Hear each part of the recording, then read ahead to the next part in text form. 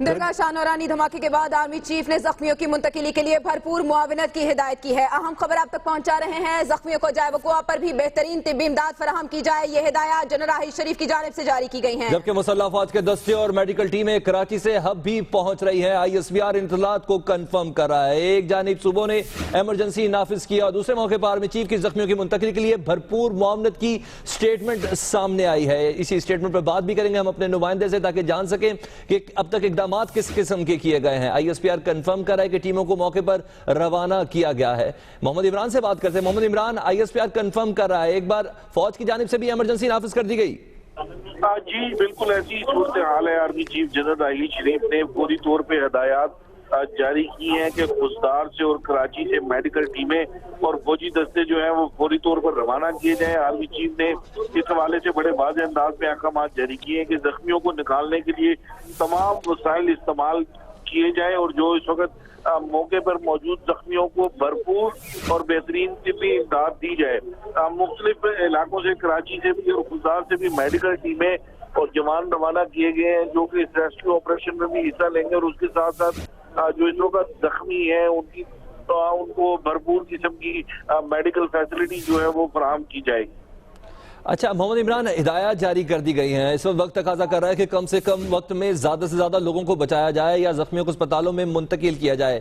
On ground آپ کو ابھی تک یہی ISPR بھی کنفرم کر رہا ہے, یہی اطلاعات ہیں کہ ٹیموں کو روانہ کر دیا گیا اور آنے والے چند گھنٹوں میں یہ ٹیمیں ادھر پہنچ جائیں گی؟ جی بالکل, ٹیمیں جو ہیں وہ خزدار اور کراچی سے روانہ ہو چکی ہیں.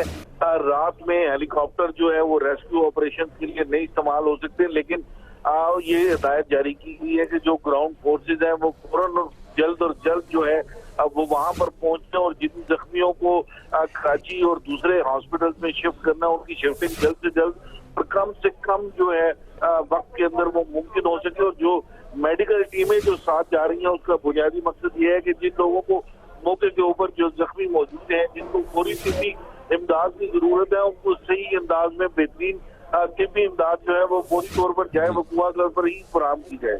بہت شکریہ محمد عمران. یعنی حالات کی نزاکت کا اندازہ فوج کو بھی ہوا ہے, ایمرجنسی اس جانب بھی روانہ کی گئی ہے, 2 اور 3 جانب سے ٹیموں کو بھی روانہ کیا گیا اور امید کی جا رہی ہے کہ آنے والے چند گھنٹوں میں فوج کی ٹیمیں بھی ادھر موجود ہوں گی. ریسکیو آپریشن ادھر فوج کی جانب سے بھی شروع کر دیا جائے گا. یعنی ایک بار پھر فوج کو میدان عمل میں آنا پڑا. Editor strategic affairs doctor Moeed Pirzada میں جوائن کر چکے ہیں صورتحال پر, ان سے ان کا تجزیہ جانیں گے. ڈاکٹر معید, کیا دیکھ رہے ہیں آپ, کیوں بلوچستان کی اہمیت سے اب تک ہم آگاہ نہیں ہو پائے کہ ایسے علاقے میں جہاں یہ حادثہ ہوتا ہے 500 زائرین موجود ہوتے ہیں, اس کے بعد سے لے کر اب تک اسپتال میں کوئی زخمی پہنچ نہیں پاتا, سب راستے میں ہے, فوج کو آنا پڑا آگے؟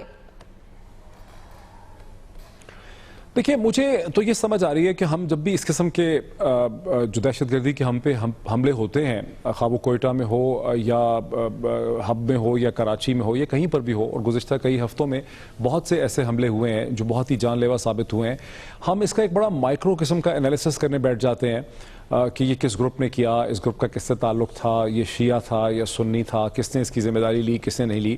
یہاں تو صاف صاف یہ نظر آ رہا ہے کہ ایک اسٹریٹجک مائنڈ سیٹ ہے جو کسی مخصوص مقصد کے لیے ان حالات کو پیدا کرتا ہے, جس میں ایک انسٹیبلٹی کی فیلنگ اور کیوس کی فیلنگ جو ہے وہ پیدا کی جاتی ہے اور پھر اس سے فائدہ اٹھانے کی کوشش کی جاتی ہے.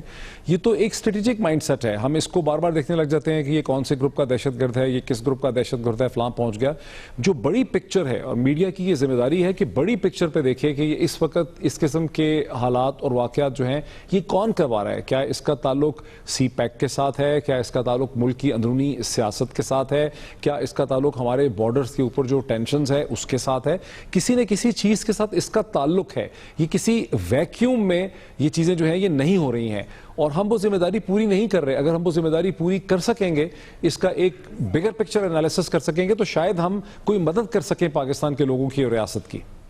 اچھا ڈاکٹر صاحب, یہ بتائیے گا, اگر ماضی قریب کے واقعات کی بات کریں تو کل جو سیکیورٹی ادارے انہیں ایک بہت بڑی کامیابی ملی تھی, جند اللہ کا ایک سربراہ مارا گیا تھا. اس طرف اشارہ ہے کہ ان کی جانب سے کوئی جواب ہو معصوم شہریوں کو مار کر؟ دیکھیے, جس قسم کا حملہ یہ ہے, اس قسم کے حملوں کی تیاری میں کئی دن یا کئی ہفتے لگتے ہیں, بلکہ دنوں سے زیادہ ہفتے ہی لگتے ہیں. जब भी कोई दहशतगर्दी का इस तरह का हमला होता है, जैसा कि कोयटा से कुछ फासले में पुलिस एकेडमी में हुआ, या कोयटा के अंदर अस्पताल में वुकला के ऊपर हुआ, कोर्ट्स में हुआ, फिर उसके बाद अस्पताल में वो हमला हुआ, या जो अब हमला ये श्राइन पे हम देख रहे हैं हब में, ये हमला 1 या 2 या 3 दिन में प्लान नहीं होता। इस किस्म के लोगों का इंतखाब बहुत पहले होता है, इसके लिए इंटेलिजेंस की जाती है, रखी की जाती है। सो जो हमने जंदुल्ला के खिलाफ कामयाबी हासिल की, उसके साथ इसका कोई ताल्लुक नहीं हो सकता। मैं नहीं समझता कि इसका उसके साथ कोई ताल्लुक होगा। अच्छा डॉक्टर साहब, बलूचिस्तान के जिन वाक़यात का आपने तस्करा किया, नहायत खून आलूद बहुत बड़े वाक़यात जिनका मैग्नीट्यूड बहुत ज़्यादा था, और ज़ाहिर है दुश्मनी से अहमियत से भी आगाह है कि बलूचिस्तान की जो जोग्राफिकल इंपॉर्टेंस है वो क्या है इस खित्ते में। आप क्या देख रहे हैं, क्यों इतना मुश्किल है हुकूमत के लिए बलूचिस्तान में ऐसे मसाइल का सद्देबाब करना? इसमें नेक नियति का फुकदान है, वसाइल का फुकदान है, या समझ नहीं पा रहे कि आखिर बलूचिस्तान को महफूज कैसे बनाएं? देखिए, गालिबन की जितनी चीज़ों की तरफ आपने इशारा किया, ये सभी चीज़ें किसी न किसी हद तक इसके लिए ज़िम्मेदार हैं। बलूचिस्तान का एक बहुत बड़ा ओपन बॉर्डर है अफ़गानिस्तान के साथ। हम जानते हैं कि अफ़गानिस्तान की स्पेस को बहुत से ग्रुप्स जो है जो पाकिस्तान से दौड़ के वहाँ चले गए हैं, उन्हें वहाँ अफ़गान इंटेलिजेंस की और हिंदुस्तान की जो है इंटेलिजेंस एजेंसीज की सपोर्ट हासिल है। बलूचिस्तान का एक बहुत बड़ा कोस्टल एरिया भी है जिसको मुकम्मल तौर पर जिसको प्रिवेंट या प्रोटेक्ट हम नहीं कर सकते हैं। लेकिन इनकॉम्पिटेंस जो है पाकिस्तान की हुकूमत की, पाकिस्तान के सियासी इदारों की, पाकिस्तान की जो इंटेलिजेंस के इदारे हैं, पुलिस के जो इदारे हैं, इन्फोर्समेंट के इदारे हैं, उन सब की इनकॉम्पिटेंस के भी यहाँ पे हमें एक एलिमेंट नज़र आता है। बिकॉज ज़ाहिर है आप आखिर इतनी सर्वेलेंस होती है, इतनी चीज़ें जो हैं वो सुनी भी जाती हैं। ये ग्रुप्स जो हैं ये वैसे ही वैक्यूम में तो ऑपरेट नहीं कर रहे होते, लोगों के डांडे होते हैं, नेटवर्क होते हैं। सो जब भी ये हमला होता है, और जो जैसे कि आपने ये सवाल उठाया, आपके सवाल के अंदर ही इसका जवाब है कि इनकॉम्पिटेंस का जो लेवल है वो तो बहुत इंपॉर्टेंट है। हमने देखा कि कोयटा में पुलिस एकेडमी पे जो हमला हुआ, वहां पर कोई भी, चले ये तो एक श्राइन पे हमला हुआ, लेकिन एक पुलिस एकेडमी पे जब हमला हुआ वहां महज एक सिक्योरिटी गार्ड था। अमूमन इस किस्म की जगहों पे जो स्टैंडर्ड है इंटरनेशनल, जब आप अफगानिस्तान में देखते हैं, देखिए बैग्राम एयरबेस पे हमला हुआ, उसकी डिटेल्स जो हैं वो आई हैं कि वहां पर मल्टी लेयर्ड सिक्योरिटी जो है वो एग्जिस्ट करती है, कई लेयर्स एग्जिस्ट करती हैं। स्टैंडर्ड है कि कम से कम 3 लेयर्स होनी चाहिए थी।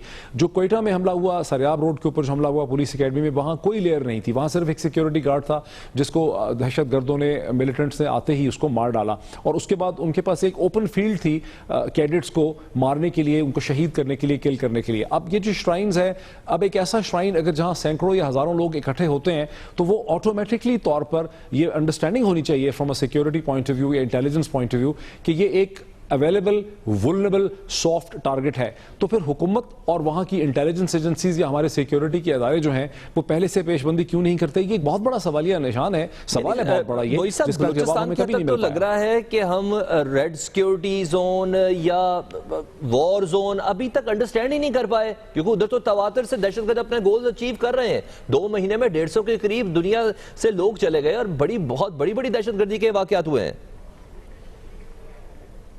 देखिए, कुछ हफ्तों से, कुछ महीने कह सकते हैं आप, कराची में और बलूचिस्तान में और इन इलाकों में जहां अभी हमला हुआ है, इन सब में नए सिरे से ये एक एक्टिविटी वापस आ रही है। अगर आज से हम 3 या 4 या 5 माह पहले चले जाएं, अगर हम जून से पहले चले जाएं, तो हमें कराची भी ज़्यादा स्टेबल नज़र आता है, हमें बलूचिस्तान भी रिलेटिवली ज़्यादा स्टेबल नज़र आता है। उसके बाद से आप देख रहे हैं मसलसल के अगस्त के बाद से, जुलाई के बाद से मसलसल जो है इन हमलों की शिद्दत में भी और इनकी तादाद में भी इजाफा होता चला गया। आप देखिए कराची में कितने हमले हो रहे हैं। हालांकि कराची में रेंजर्स के ऑपरेशन के नतीजे में जो बड़े बड़े मिलिटेंट नेटवर्क्स थे, चूँकि उनका सफाया हो गया, वहाँ इतनी अवेलेबिलिटी नहीं है मिलिटेंट नेटवर्क ग्रुप्स की, वरना तो उस इंटेंसिटी के हमले नहीं हो पा रहे हैं, छोटे छोटे हमले हो पा रहे हैं। और ये जो जगह हैं यहाँ पर ये बड़े बड़े हमले हो रहे हैं बलूचिस्तान के अंदर, तो कोई वजह तो है। अब महज इसको पुलिसिंग से, एक एंगल इसका डेफिनेटली पुलिसिंग का है कि आपकी मल्टी लेयर्ड सिक्योरिटी होगी, आप प्रेडिक्ट करेंगे, आप रिस्पांस कैसे करेंगे, ये सब चीजें हैं। लेकिन एक दूसरी चीज भी है कि एक बिगर पिक्चर है कि ये हमले क्यों हो रहे हैं। जाहिर है इसके पीछे या तो मुल्क की कोई सियासत इसके पीछे है, या फिर कोई रीजनल हालात इसके पीछे हैं। अगर रीजनल हालात हैं तो फिर आपको उन रीजनल प्लेयर्स के साथ नेगोशिएट करना पड़ेगा कि आप क्या चाहते हैं, आपको कुछ ना कुछ करना पड़ेगा। लेकिन ना तो हम उस तरफ कुछ कर पा रहे हैं, نہ ہی اندر کے حالات کی طرف دیکھ پا رہے ہیں کہ آخر یہ حملے کس طرف لے کر جا رہے ہیں. مطلب یہ کیا ہو رہا ہے جو کچھ ہم ٹیلی ویژن سکرینز پہ دیکھ رہے ہیں, جس قسم کی کمیونیکیشن کی جائے. دیکھیے ہر دہشت گردی کا حملہ در حقیقت ایک کمیونیکیشن ہوتی ہے. جیسے کوئی کسی کو تھپڑ یا چانٹا مارتا ہے, یہاں کوئی کسی سے کمیونیکیٹ کر رہا ہے, کوئی پیغام دینے کی کوشش کی جا رہی ہے. ٹھیک ہے, جتنے عرصے سے پاکستان دہشت گردی کا شکار ہے, ان سوالوں کا جواب ملنا اگر نیک نیتی شامل ہو تو کوئی مشکل بھی نہیں ہے. ڈاکٹر محیط پیرزادہ, بہت شکریہ آپ کے انالیسس کے لیے. اور ان کا یہ کہنا تھا ڈاکٹر محیط پیرزادہ کا کہ دہشت گردی کے خلاف اس جنگ میں